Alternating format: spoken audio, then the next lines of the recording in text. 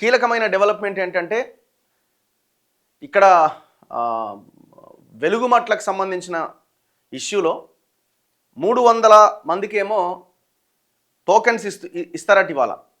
పొంగులేటి శ్రీనివాసరెడ్డి ఇవాళ Khammam tour schedule ఒక్కసారి కనుక మనం గమనిస్తే 4 గంటలకి ఆయన 300 మందికి ఈ పట్టాలు ఇచ్చే కార్యక్రమాన్ని చేపట్టబోతున్నాడట 4 గంటలకు సాయంత్రం. ఈ వెలుగుమట్ల ఇష్యూలో మరి కేవలం 300 మందే ఉన్నారా? కూల్చేసిన ఇండ్లన్నీ దాదాపు 600కు పైన గుడిసెలు, దాదాపు 700 దాకా గుడిసెల్ని, ఆ ఇండ్లని కట్టుకునే ఇండ్లను కూల్చేసారు. ఇందులో ప్రధానంగా ఎవరైనా మీడియాతో మాట్లాడిన వాళ్ళకి, లేదు ఆ ఓపీడీఆర్ సంఘంతో కొంత అనుబంధంగా పనిచేసిన వాళ్ళకి మాత్రం ఇస్తలేడట. ఎవరైతే పొంగులేటికి అనుకూలంగా, తుమ్మల నాగేశ్వరరావుకి అనుకూలంగా వీడియోలు చేసినా, మాట్లాడినా సైలెంట్గా ఉన్న వాళ్ళకి మాత్రమే ఆ ఇండ్లు ఇస్తూ మిగతా వాళ్ళని పక్కన పెట్టిండట. మరి నువ్వు కూలగొట్టిన ఇండ్లెన్ని ఇచ్చిన ఎన్ని అంటే 300 మందికి ఇచ్చినావంటే ఇంకా 300 మంది అనర్హులేనా? పైన 300 మంది అనర్హులేనా? ఇది ఎంత అన్యాయం ఇది. ఇప్పుడు ఈ 300 మందికి కూడా ఎట్లిచ్చిండు? మనం చేసిన పోరాటం వల్ల, డిజిటల్ మీడియా చేసిన, సోషల్ మీడియా యూట్యూబ్ ఛానల్లో చేసిన పోరాటం వల్ల ఇది సాధ్యమైంది. మనం ఆన్ ఫస్ట్ డే నుంచి ఈ ఇష్యూ మీద మాట్లాడడం, ఆన్ ఫస్ట్ డే కాదు, బిఫోర్ 2 days బ్యాక్ కూలగొట్టే ముందే మనం అక్కడికి వెళ్ళడం, రాత్రి 9 గంటల రాత్రి అక్కడికి వెళ్ళి అక్కడ ఉన్న పరిస్థితిని చెప్పడం, దాని తర్వాత వాళ్ళు కూలగొట్టడం, అదే రోజు మనం వెళ్ళడానికి ప్రయత్నించడం, మనల్ని అక్కడికి వెళ్లకుండా ముందస్తు అరెస్ట్ చేయడం. సో దాని తర్వాత మళ్ళీ మనం తెల్లారే 2 రోజులు నెక్స్ట్ డే ఆ తర్వాతి రోజే మళ్ళీ మనం ఖమ్మం వెళ్ళి అక్కడ ఉన్న పరిస్థితులు చూపించడం, తుమ్మల నాగేశ్వరరావు బ్యాచ్ అంతా మన మీద పడడం. సో ఇదంతా ఒక పెద్ద యుద్ధంలాగా జరిగింది. ఈ మధ్యలో అపోజిషన్ పార్టీలు కేటీఆర్ పోయి ఉండొచ్చు, ఇంకా చాలా పార్టీలు పోయినాయి. ఏ పార్టీలు ఎన్ని పోయినా వాళ్ళు ఓన్లీ ఒకరోజు భాగవతం లాగానే కనిపించింది అక్కడ. సో ఇది ప్యూర్లీ కనీసం ఆ 300 మందికైనా వస్తున్నాయి అని అంటే అది మనం చేసినటువంటి ఫైట్ వల్లనే. సో దాంట్లో ఎలాంటి సందేహం లేదు. ఒకటి అయినా మరి మనకు సంతృప్తి చెందినవా మనం అంటే 0.1% కూడా మనకు సంతృప్తి లేదు. కారణం ఏంటి? ఆ 300 మంది కాదు, మొత్తం ఉన్న ఆ కూల్చేసినటువంటి ఇండ్ల అన్నింటికీ ఇవ్వాలి. అప్పుడు మాత్రమే అందరికీ న్యాయం జరిగినట్టు, అందరూ సంతోషంగా ఉన్నట్టు. అండ్ రెండవది, నిన్న కూడా ఆ ఓపీడీఆర్కు చెందిన కమ్యూనిస్ట్ నాయకుడైన ఆయన ఎవరు, గ్రామీణ పేదల సంఘం నాయకుడైన ముత్తయ్యని నిన్న దిల్సుఖ్ నగర్ దగ్గర కిడ్నాప్ చేసిరట. ఎవడా కిడ్నాప్ చేసిందంటే రాత్రి దాకా తెలియదు, లోకల్ జర్నలిస్టులు అంటున్నారు పోలీసులే కిడ్నాప్ చేసిరని. ఈ రాత్రికి రాత్రి వచ్చి ఎత్తుకపోవడేంది? నోటీస్ ఇవ్వాలా, నువ్వేమైనా అనుమానాలు ఉంటే విచారించాలా, కోర్టులో ప్రొడ్యూస్ చేయాలా, మెజిస్ట్రేట్ ముందు ప్రొడ్యూస్ చేయాలా. ఈ వచ్చుడేంది, ఎత్తుకపోవడేంది, ఏంది వాళ్ళు చేసింది ఏంది? వాళ్ళ మీద వీళ్ళు చేస్తున్న ఆరోపణ ఏంటంటే వసూలు చేసిరట. ఏం వసూలు చేసినారు? ఆయన ఎవరైనా కోయ జాతికి చెందిన ఒక గిరిజన లీడర్ ఆయన. మరి కోయ వాళ్ళ భూములు వాళ్ళకు చెందకుండా ఎకరాలకు ఎకరాలు రాసుకున్న తుమ్మల నాగేశ్వరరావుని ఏం చేయాలి? గొర్ర పట్టి గుంజుకపోవద్దు ఇంకా భయంకరంగా. ఇప్పుడు వాళ్ళు వసూలు చేసిరని మీరు అంటున్నారు, వాళ్ళు వసూలు కాదరా నాయన ఇవి అని. వాళ్ళు ఇష్యూ జరగకంటే ముందే కమిషనర్కి, కలెక్టర్కి మొత్తం మేము ఎక్కడెక్కడ దేనికోసం మేము వాళ్ళ దగ్గర నుంచి డబ్బులు కలెక్ట్ చేశామో, దేనికోసం ఖర్చు పెట్టామో అన్నది చాలా క్లియర్గా ఓపీడీఆర్ వాళ్ళు డేటా ఇచ్చారు, ప్రభుత్వానికే ఇచ్చారు. మేము ఇగో ఇది వసూలు చేసినాం, దీన్ని ఖర్చు పెట్టినామని. దాన్ని ముందు పెట్టి వాళ్ళని అరెస్ట్ చేసే ప్రయత్నం జరుగుతున్నది. సరే, ఎక్కడో ఒక దగ్గర కొన్ని ఇండ్ల దగ్గర ఎవరన్నా ఆ ప్రొసీడింగ్స్ వచ్చి పట్టాలు వచ్చిన వాళ్ళు వేరే వాళ్ళకి అమ్ముకోవచ్చేమో, కొన్ని జరిగి ఉండొచ్చు, జరిగితే. కానీ నువ్వు అసలైన విషయాన్ని పక్కన పెట్టి ఆ కొసరుదాన్ని ముందు పెట్టి మొత్తం ఇదేదో జరిగిపోయిందని వ్యవస్థనే తప్పుపడితే ఎట్లా? 35 ఎకరాల 13 గుంటల భూమికి నాగులపల్లి అనే విలేజ్లో ఇదే తుమ్మల నాగేశ్వరరావు కోయ వాళ్ళకి చెందాల్సినటువంటి భూమి అంటే గ్రామాలన్నీ ట్రైబ్స్ 170 చట్టం 1970లో వచ్చిన ఇందిరాగాంధీ తెచ్చిన 170 చట్టానికి అనుకూలంగా ఆ గిరిజనుల చేతిలో ఉండాలి భూమి.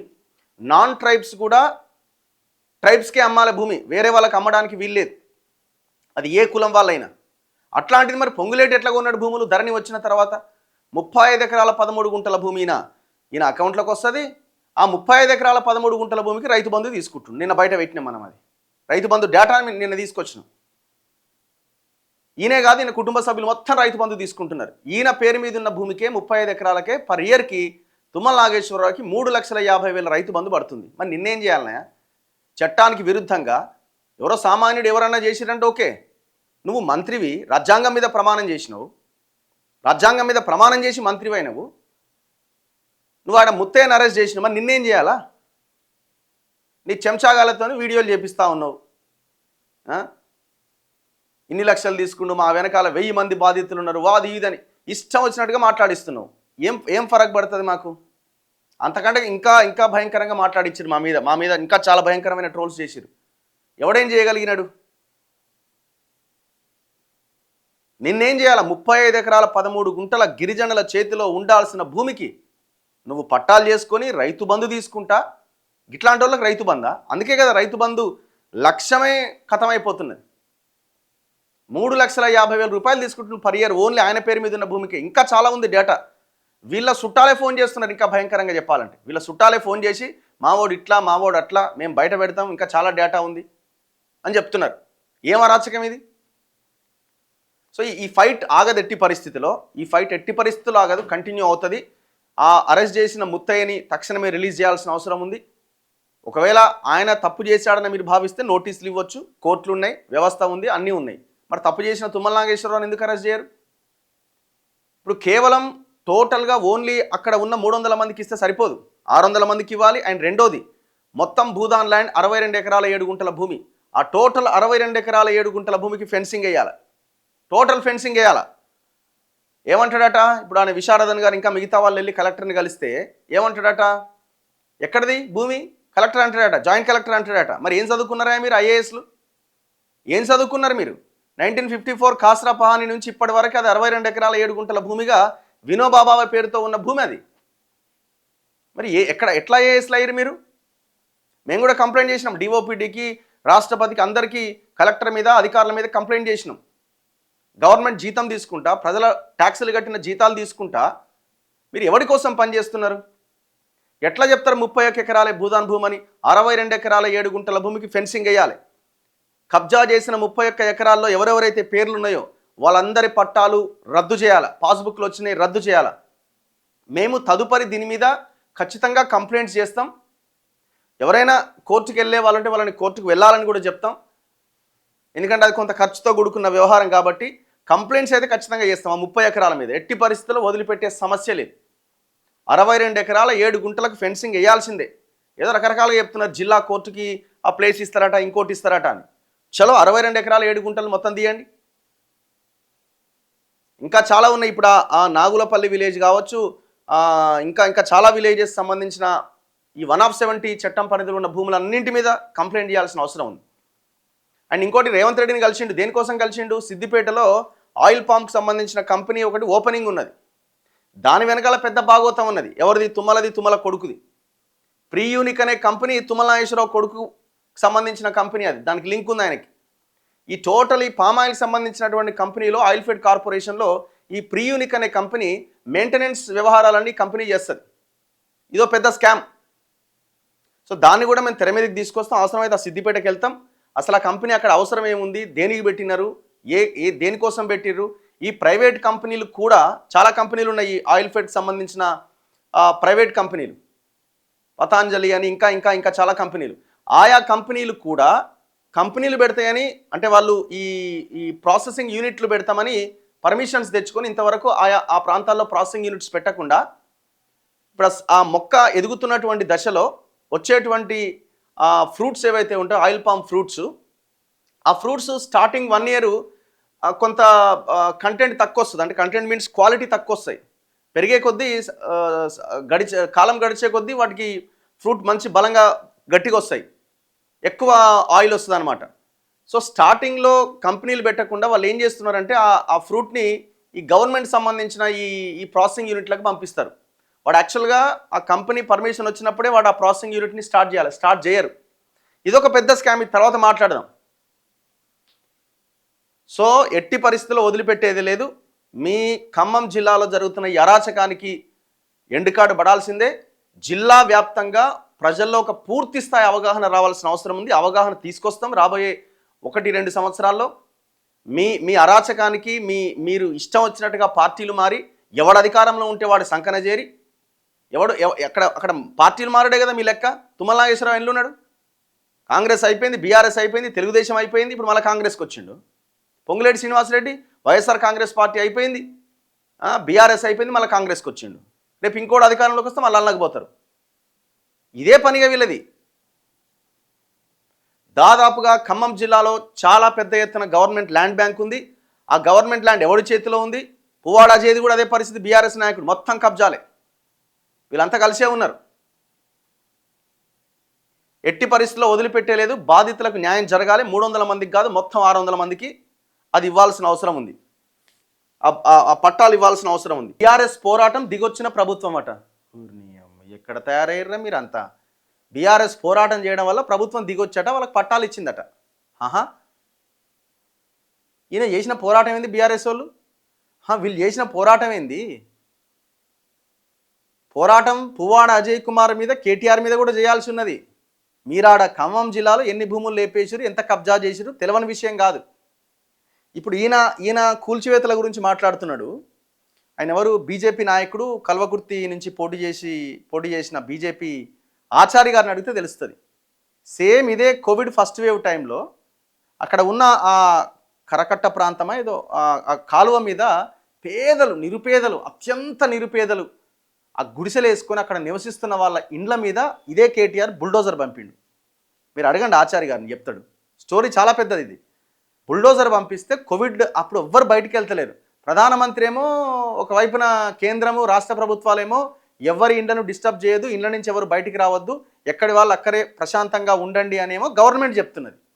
ఈ దుర్మార్గులేమో కట్ట మీద ఉన్నటువంటి ఇండ్లను మొత్తం కూల్చేసారు. కూల్చేస్తే ఎవరో అక్కడ ఉన్న బాధితుడు ఆ బీసీ కమిషన్ మెంబర్గా ఉన్న ఆచార్య గారికి ఫోన్ చేసిరట.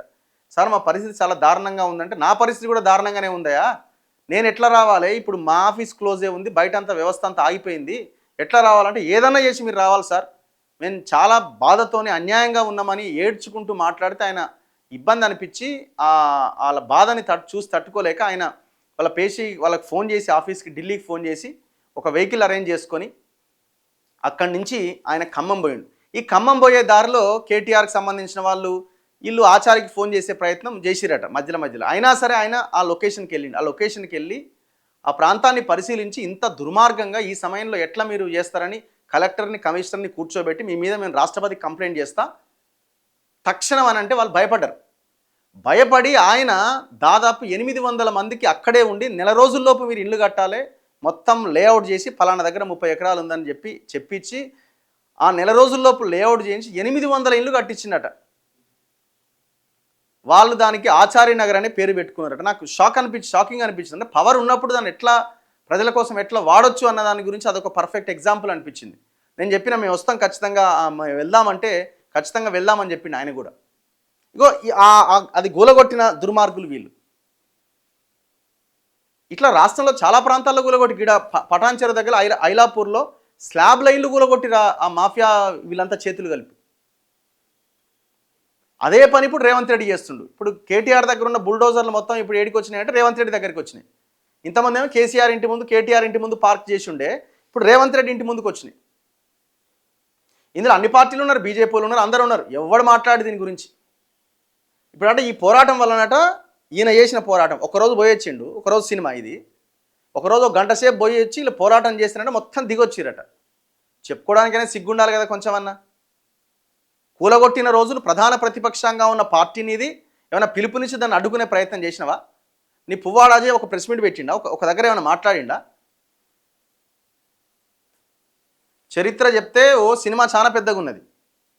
ఇట్లా రాసుకోవడానికైనా మీకు సిగ్గుండాలి కనీసం. ఇట్లా రాసుకోవడానికైనా మీకు సిగ్గుండాల. నువ్వు కూలగొట్టక ముందే నువ్వు ఆపి ఉంటే అప్పుడు శభాష్ అనేవాళ్ళు. మొత్తం అంతా కూలగొట్టినాక అంత సాప్ అయిన తర్వాత మాలాంటి వాళ్ళని వెళ్ళి ఇష్యూని బయటకు తీసుకొచ్చి సిగ్గు లేదా, ఎందుకు వస్తలేదు, బీఆర్ఎస్ పార్టీ అపోజిషన్ పార్టీగా ఉండని మాట్లాడిన తర్వాత కదా నువ్వు వచ్చి అక్కడికి పోయింది. అని నిన్ను ఎవడు పట్టించుకున్నాడు అక్కడ? ఇంకా బుద్ధి లేకుండా మా వల్ల వచ్చిందని రాసుకుంటున్నారు. కేటీఆర్ పర్యటనతో ఉద్యమం అంతా ఉధృతమైందట. రేవంత్ రెడ్డి గడగడ వణికిపోయినాడు, గజ నిద్రనే పట్టలేదట రాత్రి. కేటీఆర్ పోయింది ఏం చేయాలని ఆలోచించి కేటీఆర్ పోయిన వారం రోజుల తర్వాత నిర్ణయం తీసుకున్నాడు. నిర్వాసితుల పక్షాన సుప్రీంకోర్టుకు వెళ్లేందుకైనా సిద్ధం అన్నాడట కేటీఆర్. మరి సుప్రీంకోర్టుకు వెళ్లేందుకైనా సిద్ధం అనుకున్న నువ్వు ఎంతమందితో పిటిషన్ వేయించినావు? అంటే వెళ్దామని అనుకుంటున్నావా? ఇంకా సమయం రాలేదా? నీకు దమ్ముంటే 62 ఎకరాల 7 గుంటలకి ఫెన్సింగ్ వేయించు మిస్టర్ కేటీఆర్. మొత్తం భూదాన్ ల్యాండ్ ఎంత ఉందో లెక్క తెలిసి అపోజిషన్ పార్టీగా నువ్వు టెంట్ వేసి 62 ఎకరాల 7 గుంటలకు ఫెన్సింగ్ వేయించు. 300 మందికే కాదు, మొత్తం 600 ఇళ్ళు కూలగొట్టిన వాళ్ళందరికీ ఇండ్లు కట్టించు. నీ తుమ్మల నాగేశ్వరరావుకి ఎట్లొచ్చింది? ధరణిలోకి ఎట్లెక్కిండు? 1/70 భూములు ధరణి వచ్చిన తర్వాత మీ హయాంలోనే అందులోకి మొత్తం ఎంటర్ అయ్యింది. వందలాది ఎకరాల భూములు మొత్తం ఖమ్మం జిల్లాలో నాన్ ట్రైబ్స్ ట్రైబల్ల చేతిలో ఉండాల్సిన భూములంతా నాన్ ట్రైబ్స్ చేతిలో ఇట్లాంటి తుమ్మల నాగేశ్వరరావు వాళ్ళకి సంబంధించిన వాళ్ళ చేతిలోకి వెళ్ళిపోయినాయి. పొంగులేటి కబ్జాలు చేసింది మీరు అధికారంలో ఉన్నప్పుడే. దాని గురించి కూడా మాట్లాడు.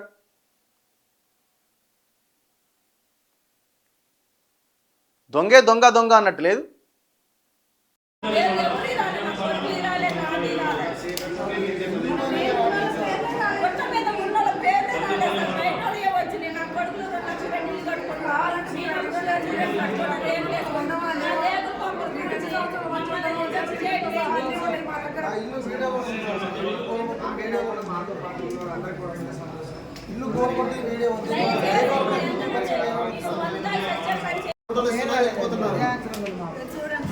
మంత్రి ఉన్న వాళ్ళకే వస్తున్నాయి, కష్టపడేది ఏమీ లేదు.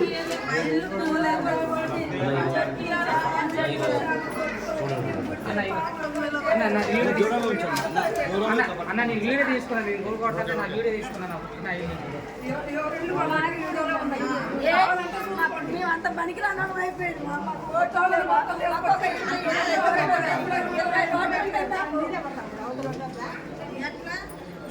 ఎమ్మాలో గారు పని చేయడం కాదు.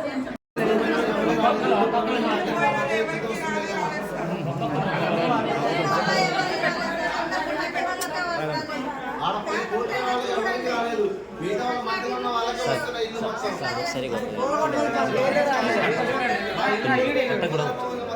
మన